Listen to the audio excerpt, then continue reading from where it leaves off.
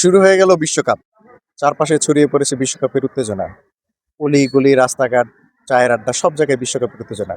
চলুন এবারের বিশ্বকাপ নিয়ে সাধারণ মানুষ কি ভাবছেন, তাদের প্রত্যাশাটা কি জেনে নিই। আসলে বিশ্বকাপ মানেই ব্রাজিল।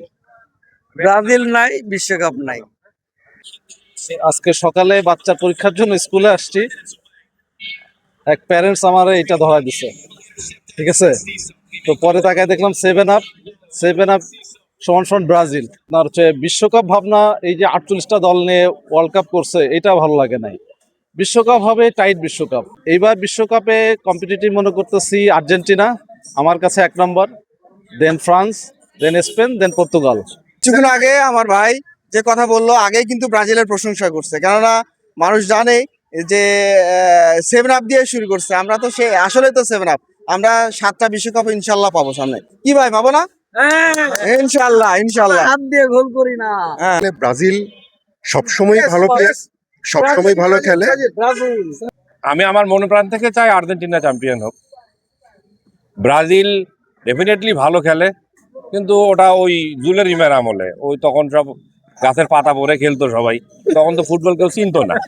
ফুটবল যখন আমরা চিনছি, তো তখন থেকে আর্জেন্টিনাকে সাপোর্ট করি জন্মের পর থেকে। তো ওই হিসেবে আমি মনে করি এবারও আর্জেন্টিনার সাথেই আমি বাজি ধরবো। ডেফিনেটলি আর্জেন্টিনাই ভালো খেলবে, তবে সেকেন্ড দল হিসেবে আমার মনে হয় কলম্বিয়া এবার অনেক ভালো করবে। আর ফ্রান্স বড় আশা করি ওরাও ভালো খেলবে, ফাইনাল হইতে পারে ফ্রান্স এবং আর্জেন্টিনা। বিশ্বকাপে একটা জিনিস আমরা মিস করে যাচ্ছি, আমরা কেউ বলি নাই, সেটা হচ্ছে যে ফুটবলের god, greatest of all time Messi, হ্যাঁ, যে আর্জেন্টিনার হয়ে খেলতেছে। এবং মেসি ছাড়া আসলে ফুটবল অসম্পূর্ণ। আর আরেকটা জিনিস ফুটবলের জন্য আমরা লাকিয়েস্ট যে এই সময় আমরা সমসাময়িক আরেকটা প্লেয়ার পাইছি, সেটা হচ্ছে ক্রিস্টিয়ানো রোনালদো। আসলে বলতে চাই যে বিশ্বকাপ ফুটবলের যে উন্মাদনা, সেই উন্মাদনায় আমিও শরিক। আমি জার্মানির সাপোর্টার, যে আর্জেন্টিনা কাপ নিব, এটাই সবচেয়ে সেরা দল। আমি জার্মানি সাপোর্টার।